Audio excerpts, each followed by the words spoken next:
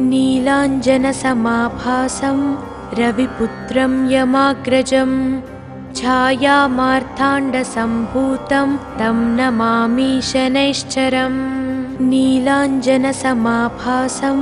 रविपुत्रं यमाग्रजं छायामार्ताण्डसम्भूतं तं नमामि शनैश्चरम्। नीलाञ्जनसमाभासं रविपुत्रं यमाग्रजं छायामार्ताण्डसम्भूतं तं नमामि शनैश्चरम्। नीलाञ्जनसमाभासं रविपुत्रं यमाग्रजं छायामार्ताण्डसम्भूतं तं नमामि शनैश्चरम्। नीलाञ्जनसमाभासं रविपुत्रं यमाग्रजं छायामार्ताण्डसम्भूतं तं नमामि शनैश्चरम्। नीलाञ्जनसमाभासं रविपुत्रं यमाग्रजं छायामार्ताण्डसम्भूतं तं नमामि शनैश्चरम्। नीलाञ्जनसमाभासं रविपुत्रं यमाग्रजं छायामार्ताण्डसम्भूतं तं नमामि शनैश्चरम्। नीलाञ्जनसमाभासं रविपुत्रं यमाग्रजं छायामार्ताण्डसम्भूतं तं नमामि शनैश्चरम्। नीलाञ्जनसमाभासं रविपुत्रं यमाग्रजं छायामार्ताण्डसम्भूतं तं नमामि शनैश्चरम्। नीलाञ्जनसमाभासं रविपुत्रं यमाग्रजं छायामार्ताण्डसम्भूतं तं नमामि शनैश्चरम्। नीलाञ्जनसमाभासं रविपुत्रं यमाग्रजं छायामार्ताण्डसम्भूतं तं नमामि शनैश्चरम्। नीलाञ्जनसमाभासं रविपुत्रं यमाग्रजं छायामार्ताण्डसम्भूतं तं नमामि शनैश्चरम्। नीलाञ्जनसमाभासं रविपुत्रं यमाग्रजं छायामार्ताण्डसम्भूतं तं नमामि शनैश्चरम्। नीलाञ्जनसमाभासं रविपुत्रं यमाग्रजं छायामार्ताण्डसम्भूतं तं नमामि शनैश्चरम्। नीलाञ्जनसमाभासं रविपुत्रं यमाग्रजं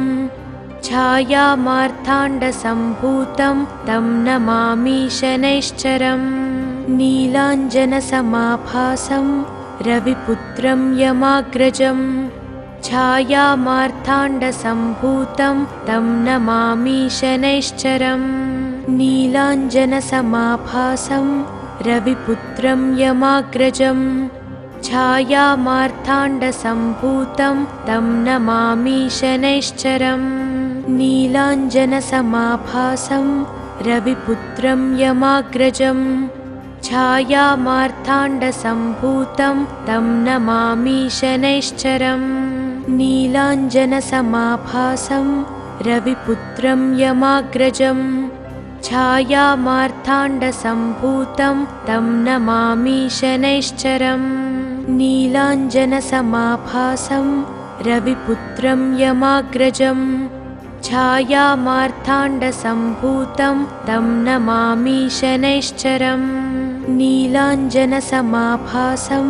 रविपुत्रं यमाग्रजं छायामार्ताण्डसम्भूतं तं नमामि शनैश्चरम्। नीलाञ्जनसमाभासं रविपुत्रं यमाग्रजं छायामार्ताण्डसम्भूतं तं नमामि शनैश्चरम्। नीलाञ्जनसमाभासं रविपुत्रं यमाग्रजं छायामार्ताण्डसम्भूतं तं नमामि शनैश्चरम्। नीलाञ्जनसमाभासं रविपुत्रं यमाग्रजं छायामार्ताण्डसम्भूतं तं नमामि शनैश्चरम्। नीलाञ्जनसमाभासं रविपुत्रं यमाग्रजं छायामार्ताण्डसम्भूतं तं नमामि शनैश्चरम्। नीलाञ्जनसमाभासं रविपुत्रं यमाग्रजं छायामार्ताण्डसम्भूतं तं नमामि शनैश्चरम् नीलाञ्जनसमाभासं रविपुत्रं यमाग्रजं छायामार्ताण्डसम्भूतं तं नमामि शनैश्चरम् नीलाञ्जनसमाभासं रविपुत्रं यमाग्रजं छायामार्ताण्डसम्भूतं तं नमामि शनैश्चरम् नीलाञ्जनसमाभासं रविपुत्रं यमाग्रजं छायामार्ताण्डसम्भूतं तं नमामि शनैश्चरम् नीलाञ्जनसमाभासं रविपुत्रं यमाग्रजं छायामार्ताण्डसम्भूतं तं नमामि शनैश्चरम् नीलाञ्जनसमाभासं रविपुत्रं यमाग्रजं छायामार्ताण्डसम्भूतं तं नमामि शनैश्चरम् नीलाञ्जनसमाभासं रविपुत्रं यमाग्रजं छायामार्ताण्डसम्भूतं तं नमामि शनैश्चरम् नीलाञ्जनसमाभासं रविपुत्रं यमाग्रजं छायामार्ताण्डसम्भूतं तं नमामि शनैश्चरम् नीलाञ्जनसमाभासं रविपुत्रं यमाग्रजं छायामार्ताण्डसम्भूतं तं नमामि शनैश्चरम् नीलाञ्जनसमाभासं रविपुत्रं यमाग्रजं छायामार्ताण्डसम्भूतं तं नमामि शनैश्चरम् नीलाञ्जनसमाभासं रविपुत्रं यमाग्रजं छायामार्ताण्डसम्भूतं तं नमामि शनैश्चरम् नीलाञ्जनसमाभासं रविपुत्रं यमाग्रजं छायामार्ताण्डसम्भूतं तं नमामि शनैश्चरम् नीलाञ्जनसमाभासं रविपुत्रं यमाग्रजं छायामार्ताण्डसम्भूतं तं नमामि शनैश्चरम् नीलाञ्जनसमाभासं रविपुत्रं यमाग्रजं छायामार्ताण्डसम्भूतं तं नमामि शनैश्चरम् नीलाञ्जनसमाभासं रविपुत्रं यमाग्रजं छायामार्ताण्डसम्भूतं तं नमामि शनैश्चरम् नीलाञ्जनसमाभासं रविपुत्रं यमाग्रजं छायामार्ताण्डसम्भूतं तं नमामि शनैश्चरम् नीलाञ्जनसमाभासं रविपुत्रं यमाग्रजं छायामार्ताण्डसम्भूतं तं नमामि शनैश्चरम् नीलाञ्जनसमाभासं रविपुत्रं यमाग्रजं छायामार्ताण्डसम्भूतं तं नमामि शनैश्चरम् नीलाञ्जनसमाभासं रविपुत्रं यमाग्रजं छायामार्ताण्डसम्भूतं तं नमामि शनैश्चरम् नीलाञ्जनसमाभासं रविपुत्रं यमाग्रजं छायामार्ताण्डसम्भूतं तं नमामि शनैश्चरम् नीलाञ्जनसमाभासं रविपुत्रं यमाग्रजं छायामार्ताण्डसम्भूतं तं नमामि शनैश्चरम् नीलाञ्जनसमाभासं रविपुत्रं यमाग्रजं छायामार्ताण्डसम्भूतं तं नमामि शनैश्चरम् नीलाञ्जनसमाभासं रविपुत्रं यमाग्रजं छायामार्ताण्डसम्भूतं तं नमामि शनैश्चरम् नीलाञ्जनसमाभासं रविपुत्रं यमाग्रजं छायामार्ताण्डसम्भूतं तं नमामि शनैश्चरम् नीलाञ्जनसमाभासं रविपुत्रं यमाग्रजं छायामार्ताण्डसम्भूतं तं नमामि शनैश्चरम् नीलाञ्जनसमाभासं रविपुत्रं यमाग्रजं छायामार्ताण्डसम्भूतं तं नमामि शनैश्चरम् नीलाञ्जनसमाभासं रविपुत्रं यमाग्रजं छायामार्ताण्डसम्भूतं तं नमामि शनैश्चरम् नीलाञ्जनसमाभासं रविपुत्रं यमाग्रजं छायामार्ताण्डसम्भूतं तं नमामि शनैश्चरम् नीलाञ्जनसमाभासं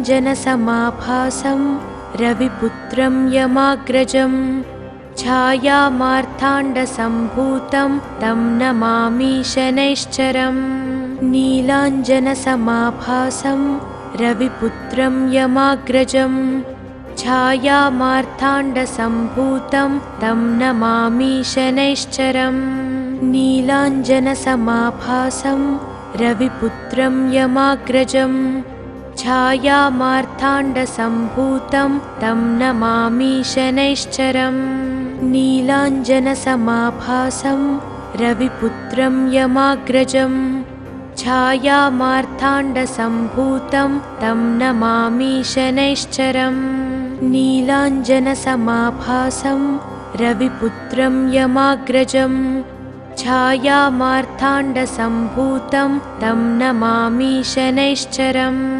नीलाञ्जनसमाभासं रविपुत्रं यमाग्रजं छायामार्ताण्डसम्भूतं तं नमामि शनैश्चरम् नीलाञ्जनसमाभासं रविपुत्रं यमाग्रजं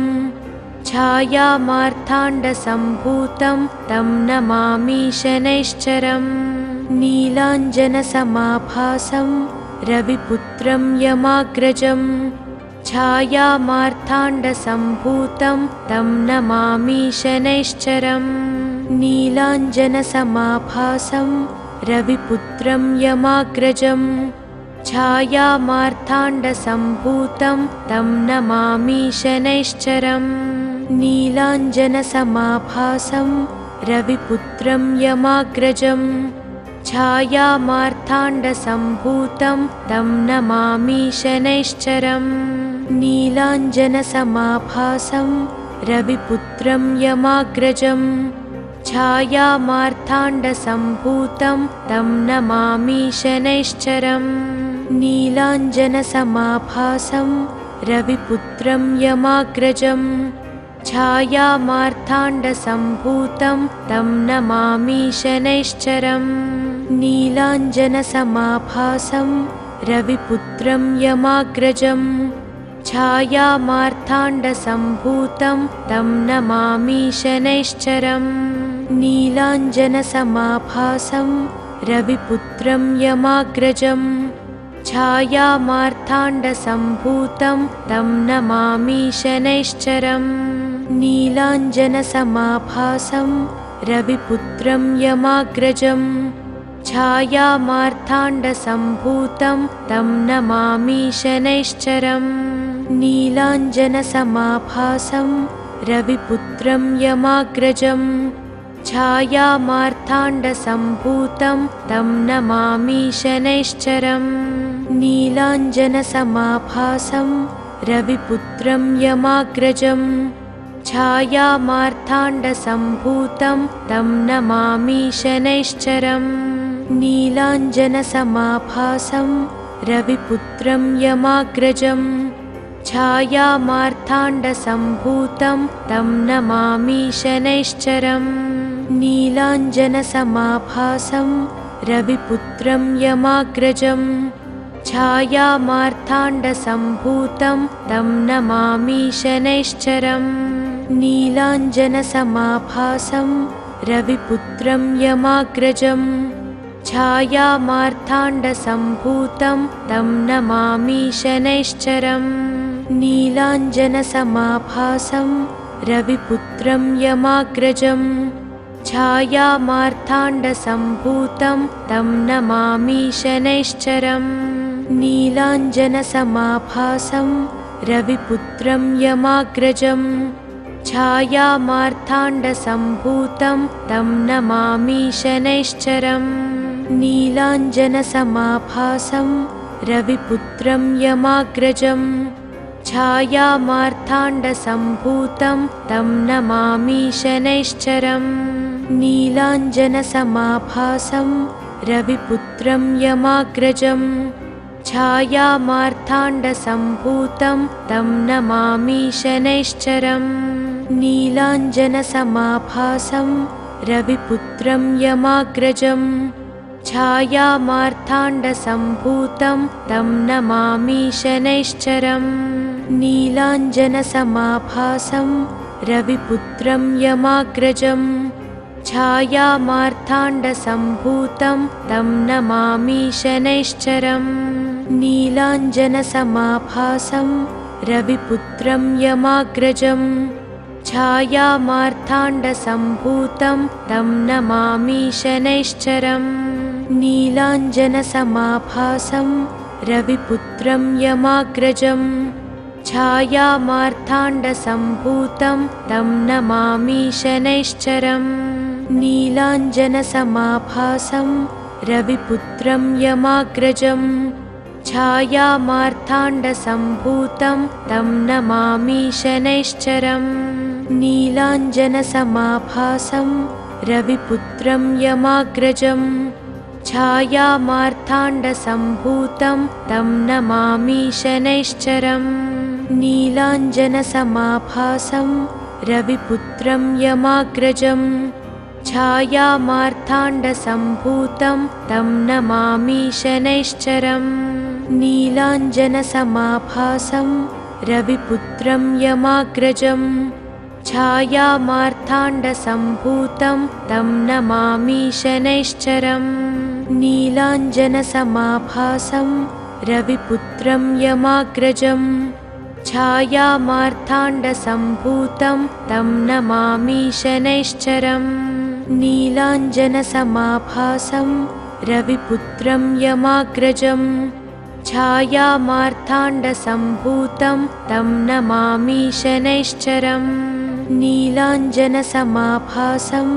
रविपुत्रं यमाग्रजं छायामार्ताण्डसम्भूतं तं नमामि शनैश्चरम् नीलाञ्जनसमाभासं रविपुत्रं यमाग्रजं छायामार्ताण्डसम्भूतं तं नमामि शनैश्चरम् नीलाञ्जनसमाभासं रविपुत्रं यमाग्रजं छायामार्ताण्डसम्भूतं तं नमामि शनैश्चरम् नीलाञ्जनसमाभासं रविपुत्रं यमाग्रजं छायामार्ताण्डसम्भूतं तं नमामि शनैश्चरम् नीलाञ्जनसमाभासं रविपुत्रं यमाग्रजं छायामार्ताण्डसम्भूतं तं नमामि शनैश्चरम् नीलाञ्जनसमाभासं रविपुत्रं यमाग्रजं छायामार्ताण्डसम्भूतं तं नमामि शनैश्चरम् नीलाञ्जनसमाभासं रविपुत्रं यमाग्रजं छायामार्ताण्डसम्भूतं तं नमामि शनैश्चरम् नीलाञ्जनसमाभासं रविपुत्रं यमाग्रजं छायामार्ताण्डसम्भूतं तं नमामि शनैश्चरम् नीलाञ्जनसमाभासं रविपुत्रं यमाग्रजं छायामार्ताण्डसम्भूतं तं नमामि शनैश्चरम् नीलाञ्जनसमाभासं रविपुत्रं यमाग्रजं छायामार्ताण्डसम्भूतं तं नमामि शनैश्चरम् नीलाञ्जनसमाभासं रविपुत्रं यमाग्रजं छायामार्ताण्डसम्भूतं तं नमामि शनैश्चरम् नीलाञ्जनसमाभासं रविपुत्रं यमाग्रजं छायामार्ताण्डसम्भूतं तं नमामि शनैश्चरम् नीलाञ्जनसमाभासं रविपुत्रं यमाग्रजं छायामार्ताण्डसम्भूतं तं नमामि शनैश्चरम् नीलाञ्जनसमाभासं रविपुत्रं यमाग्रजं छायामार्ताण्डसम्भूतं तं नमामि शनैश्चरम् नीलाञ्जनसमाभासं रविपुत्रं यमाग्रजं छायामार्ताण्डसम्भूतं तं नमामि शनैश्चरम् नीलाञ्जनसमाभासं रविपुत्रं यमाग्रजं छायामार्ताण्डसम्भूतं तं नमामि शनैश्चरम् नीलाञ्जनसमाभासं रविपुत्रं यमाग्रजं छायामार्ताण्डसम्भूतं तं नमामि शनैश्चरम् नीलाञ्जनसमाभासं रविपुत्रं यमाग्रजं छायामार्ताण्डसम्भूतं तं नमामि शनैश्चरम् नीलाञ्जनसमाभासं रविपुत्रं यमाग्रजं छायामार्ताण्डसम्भूतं तं नमामि शनैश्चरम् नीलाञ्जनसमाभासं रविपुत्रं यमाग्रजं छायामार्ताण्डसम्भूतं तं नमामि शनैश्चरम् नीलाञ्जनसमाभासं रविपुत्रं यमाग्रजं छायामार्ताण्डसम्भूतं तं नमामि शनैश्चरम्। ఈ వీడియో కనుక మీకు నచ్చితే వెంటనే లైక్ కొట్టి షేర్ చేయండి. మరిన్ని వీడియోస్ చూడాలనుకుంటే వెంటనే సబ్స్క్రైబ్ చేయండి. థాంక్యూ.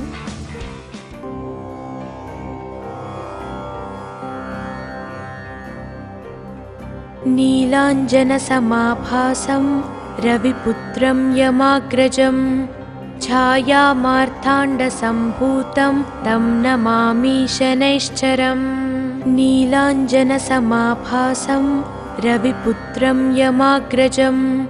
छायामार्ताण्डसम्भूतं तं नमामि शनैश्चरम्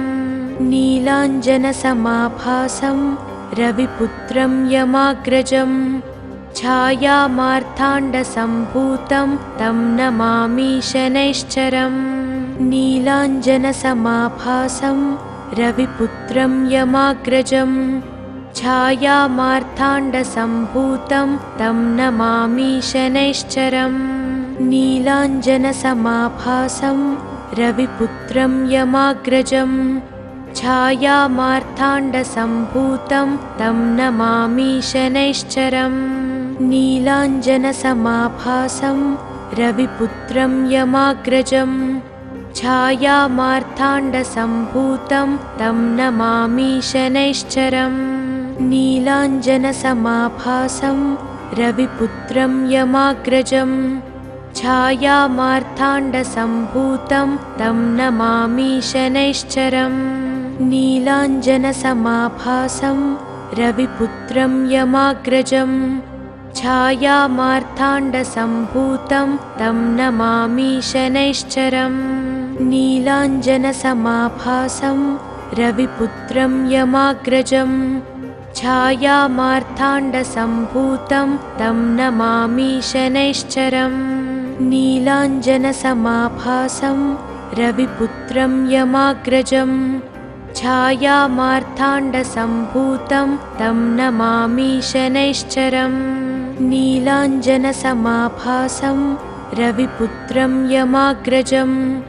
छायामार्ताण्डसम्भूतं तं नमामि शनैश्चरम् नीलाञ्जनसमाभासं रविपुत्रं यमाग्रजं छायामार्ताण्डसम्भूतं तं नमामि शनैश्चरम् नीलाञ्जनसमाभासं रविपुत्रं यमाग्रजं छायामार्ताण्डसम्भूतं तं नमामि शनैश्चरम् नीलाञ्जनसमाभासं रविपुत्रं यमाग्रजं छायामार्ताण्डसम्भूतं तं नमामि शनैश्चरम् नीलाञ्जनसमाभासं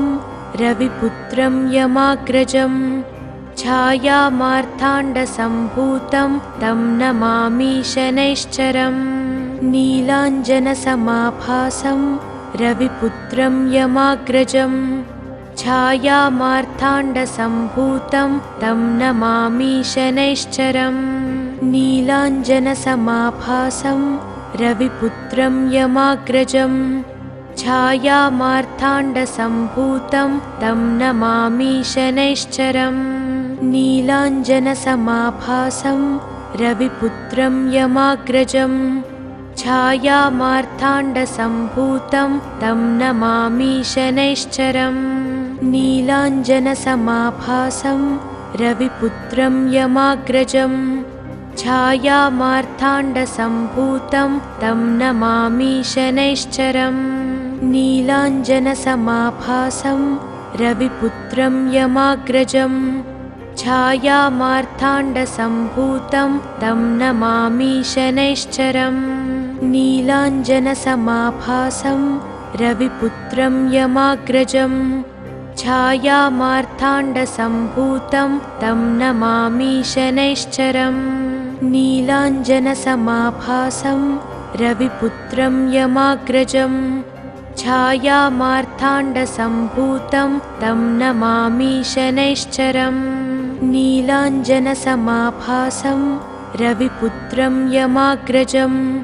छायामार्ताण्डसम्भूतं तं नमामि शनैश्चरम् नीलाञ्जनसमाभासं रविपुत्रं यमाग्रजं छायामार्ताण्डसम्भूतं तं नमामि शनैश्चरम् नीलाञ्जनसमाभासं रविपुत्रं यमाग्रजं छायामार्ताण्डसम्भूतं तं नमामि शनैश्चरम् नीलाञ्जनसमाभासं रविपुत्रं यमाग्रजं छायामार्ताण्डसम्भूतं तं नमामि शनैश्चरम् नीलाञ्जनसमाभासं रविपुत्रं यमाग्रजं छायामार्ताण्डसम्भूतं तं नमामि शनैश्चरम् नीलाञ्जनसमाभासं रविपुत्रं यमाग्रजं छायामार्ताण्डसम्भूतं तं नमामि शनैश्चरम् नीलाञ्जनसमाभासं रविपुत्रं यमाग्रजं छायामार्ताण्डसम्भूतं तं नमामि शनैश्चरम् नीलाञ्जनसमाभासं रविपुत्रं यमाग्रजं छायामार्ताण्डसम्भूतं तं नमामि शनैश्चरम् नीलाञ्जनसमाभासं रविपुत्रं यमाग्रजं छायामार्ताण्डसम्भूतं तं नमामि शनैश्चरम् नीलाञ्जनसमाभासं रविपुत्रं यमाग्रजं छायामार्ताण्डसम्भूतं तं नमामि शनैश्चरम् नीलाञ्जनसमाभासं रविपुत्रं यमाग्रजं छायामार्ताण्डसम्भूतं तं नमामि शनैश्चरम् नीलाञ्जनसमाभासं रविपुत्रं यमाग्रजं छायामार्ताण्डसम्भूतं तं नमामि शनैश्चरम् नीलाञ्जनसमाभासं रविपुत्रं यमाग्रजं छायामार्ताण्डसम्भूतं तं नमामि शनैश्चरम् नीलाञ्जनसमाभासं रविपुत्रं यमाग्रजं छायामार्ताण्डसम्भूतं तं नमामि शनैश्चरम् नीलाञ्जनसमाभासं रविपुत्रं यमाग्रजं छायामार्ताण्डसम्भूतं तं नमामि शनैश्चरम् नीलाञ्जनसमाभासं रविपुत्रं यमाग्रजं छायामार्ताण्डसम्भूतं तं नमामि शनैश्चरम् नीलाञ्जनसमाभासं रविपुत्रं यमाग्रजं छायामार्ताण्डसम्भूतं तं नमामि शनैश्चरम् नीलाञ्जनसमाभासं रविपुत्रं यमाग्रजं छायामार्ताण्डसम्भूतं तं नमामि शनैश्चरम् नीलाञ्जनसमाभासं रविपुत्रं यमाग्रजं छायामार्ताण्डसम्भूतं तं नमामि शनैश्चरम् नीलाञ्जनसमाभासं रविपुत्रं यमाग्रजं छायामार्ताण्डसम्भूतं तं नमामि शनैश्चरम् नीलाञ्जनसमाभासं रविपुत्रं यमाग्रजं छायामार्ताण्डसम्भूतं तं नमामि शनैश्चरम् नीलाञ्जनसमाभासं रविपुत्रं यमाग्रजं छायामार्ताण्डसम्भूतं तं नमामि शनैश्चरम् नीलाञ्जनसमाभासं रविपुत्रं यमाग्रजं छायामार्ताण्डसम्भूतं तं नमामि शनैश्चरम् नीलाञ्जनसमाभासं रविपुत्रं यमाग्रजं छायामार्ताण्डसम्भूतं तं नमामि शनैश्चरम् नीलाञ्जनसमाभासं रविपुत्रं यमाग्रजं छायामार्ताण्डसम्भूतं तं नमामि शनैश्चरम् नीलाञ्जनसमाभासं रविपुत्रं यमाग्रजं छायामार्ताण्डसम्भूतं तं नमामि शनैश्चरम् नीलाञ्जनसमाभासं रविपुत्रं यमाग्रजं छायामार्ताण्डसम्भूतं तं नमामि शनैश्चरम् नीलाञ्जनसमाभासं रविपुत्रं यमाग्रजं छायामार्ताण्डसम्भूतं तं नमामि शनैश्चरम् नीलाञ्जनसमाभासं रविपुत्रं यमाग्रजं छायामार्ताण्डसम्भूतं तं नमामि शनैश्चरम् नीलाञ्जनसमाभासं रविपुत्रं यमाग्रजं छायामार्ताण्डसम्भूतं तं नमामि शनैश्चरम् नीलाञ्जनसमाभासं रविपुत्रं यमाग्रजं छायामार्ताण्डसम्भूतं तं नमामि शनैश्चरम् नीलाञ्जनसमाभासं रविपुत्रं यमाग्रजं छायामार्ताण्डसम्भूतं तं नमामि शनैश्चरम् नीलाञ्जनसमाभासं रविपुत्रं यमाग्रजं छायामार्ताण्डसम्भूतं तं नमामि शनैश्चरम् नीलाञ्जनसमाभासं रविपुत्रं यमाग्रजं छायामार्ताण्डसम्भूतं तं नमामि शनैश्चरम् नीलाञ्जनसमाभासं रविपुत्रं यमाग्रजं छायामार्ताण्डसम्भूतं तं नमामि शनैश्चरम् नीलाञ्जनसमाभासं रविपुत्रं यमाग्रजं छायामार्ताण्डसम्भूतं तं नमामि शनैश्चरम् नीलाञ्जनसमाभासं रविपुत्रं यमाग्रजं छायामार्ताण्डसम्भूतं तं नमामि शनैश्चरम् नीलाञ्जनसमाभासं रविपुत्रं यमाग्रजं छायामार्ताण्डसम्भूतं तं नमामि शनैश्चरम् नीलाञ्जनसमाभासं रविपुत्रं यमाग्रजं छायामार्ताण्डसम्भूतं तं नमामि शनैश्चरम् नीलाञ्जनसमाभासं रविपुत्रं यमाग्रजं छायामार्ताण्डसम्भूतं तं नमामि शनैश्चरम् नीलाञ्जनसमाभासं रविपुत्रं यमाग्रजं छायामार्ताण्डसम्भूतं तं नमामि शनैश्चरम् नीलाञ्जनसमाभासं रविपुत्रं यमाग्रजं छायामार्ताण्डसम्भूतं तं नमामि शनैश्चरम् नीलाञ्जनसमाभासं रविपुत्रं यमाग्रजं छायामार्ताण्डसम्भूतं तं नमामि शनैश्चरम् नीलाञ्जनसमाभासं रविपुत्रं यमाग्रजं छायामार्ताण्डसम्भूतं तं नमामि शनैश्चरम् नीलाञ्जनसमाभासं रविपुत्रं यमाग्रजं छायामार्ताण्डसम्भूतं तं नमामि शनैश्चरम् नीलाञ्जनसमाभासं रविपुत्रं यमाग्रजं छायामार्ताण्डसम्भूतं तं नमामि शनैश्चरम् नीलाञ्जनसमाभासं रविपुत्रं यमाग्रजं छायामार्ताण्डसम्भूतं तं नमामि शनैश्चरम् नीलाञ्जनसमाभासं रविपुत्रं यमाग्रजं छायामार्ताण्डसम्भूतं तं नमामि शनैश्चरम् नीलाञ्जनसमाभासं रविपुत्रं यमाग्रजं छायामार्ताण्डसम्भूतं तं नमामि शनैश्चरम् नीलाञ्जनसमाभासं रविपुत्रं यमाग्रजं छायामार्ताण्डसम्भूतं तं नमामि शनैश्चरम् नीलाञ्जनसमाभासं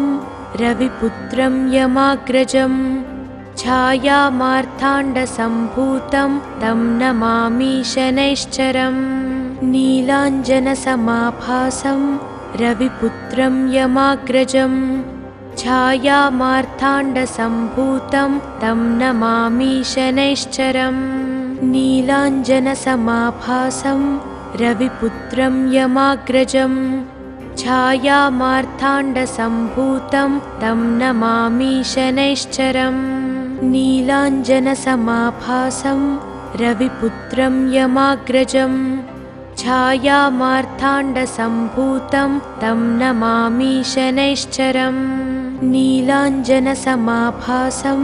रविपुत्रं यमाग्रजं छायामार्ताण्डसम्भूतं तं नमामि शनैश्चरम् नीलाञ्जनसमाभासं रविपुत्रं यमाग्रजं छायामार्ताण्डसम्भूतं तं नमामि शनैश्चरम् नीलाञ्जनसमाभासं रविपुत्रं यमाग्रजं छायामार्ताण्डसम्भूतं तं नमामि शनैश्चरम् नीलाञ्जनसमाभासं रविपुत्रं यमाग्रजं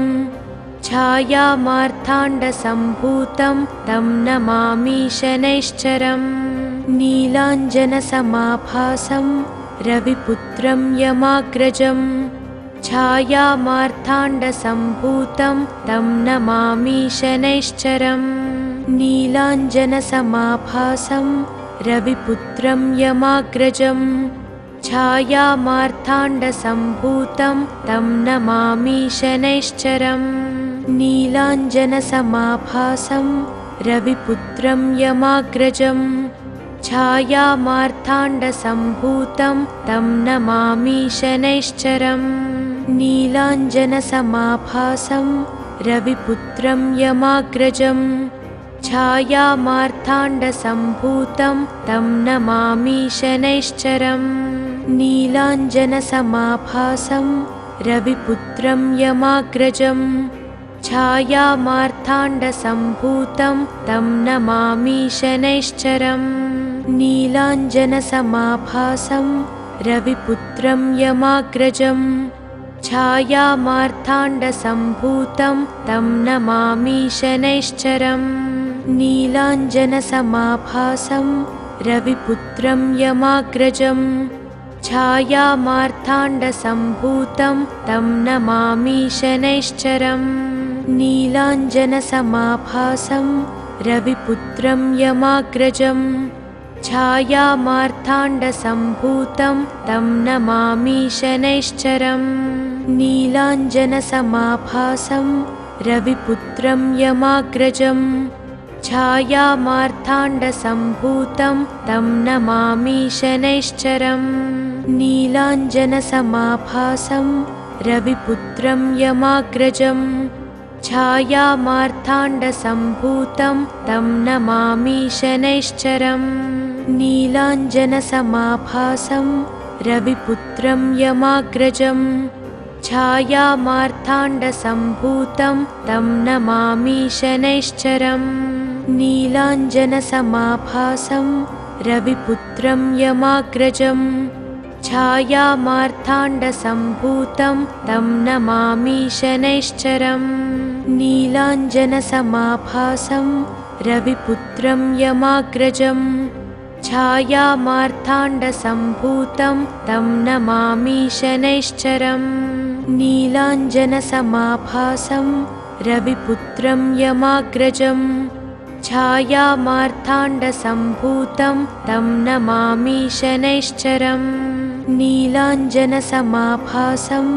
रविपुत्रं यमाग्रजम् छायामार्ताण्डसम्भूतं तं नमामि शनैश्चरम् नीलाञ्जनसमाभासं रविपुत्रं यमाग्रजम् छायामार्ताण्डसम्भूतं तं नमामि शनैश्चरम् नीलाञ्जनसमाभासं रविपुत्रं यमाग्रजम्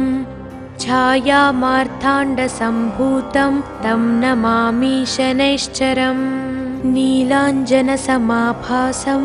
रविपुत्रं यमाग्रजम् छायामार्ताण्डसम्भूतं तं नमामि शनैश्चरम् नीलाञ्जनसमाभासं रविपुत्रं यमाग्रजम् छायामार्ताण्डसम्भूतं तं नमामि शनैश्चरम् नीलाञ्जनसमाभासं रविपुत्रं यमाग्रजम् छायामार्ताण्डसम्भूतं तं नमामि शनैश्चरम् नीलाञ्जनसमाभासं रविपुत्रं यमाग्रजम् छायामार्ताण्डसम्भूतं तं नमामि शनैश्चरम् नीलाञ्जनसमाभासं रविपुत्रं यमाग्रजम् छायामार्ताण्डसम्भूतं तं नमामि शनैश्चरम् नीलाञ्जनसमाभासं रविपुत्रं यमाग्रजम् छायामार्ताण्डसम्भूतं तं नमामि शनैश्चरम्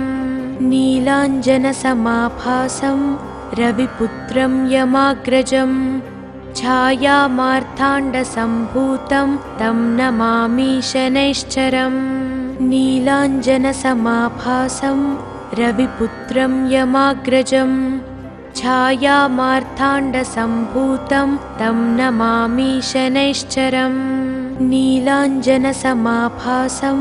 रविपुत्रं यमाग्रजम् छायामार्ताण्डसम्भूतं तं नमामि शनैश्चरम् नीलाञ्जनसमाभासं रविपुत्रं यमाग्रजम् छायामार्ताण्डसम्भूतं तं नमामि शनैश्चरम् नीलाञ्जनसमाभासं रविपुत्रं यमाग्रजम् छायामार्ताण्डसम्भूतं तं नमामि शनैश्चरम्। ఈ వీడియో కనుక మీకు నచ్చితే వెంటనే లైక్ కొట్టి షేర్ చేయండి. మరిన్ని వీడియోస్ చూడాలనుకుంటే వెంటనే సబ్స్క్రైబ్ చేయండి. థాంక్యూ.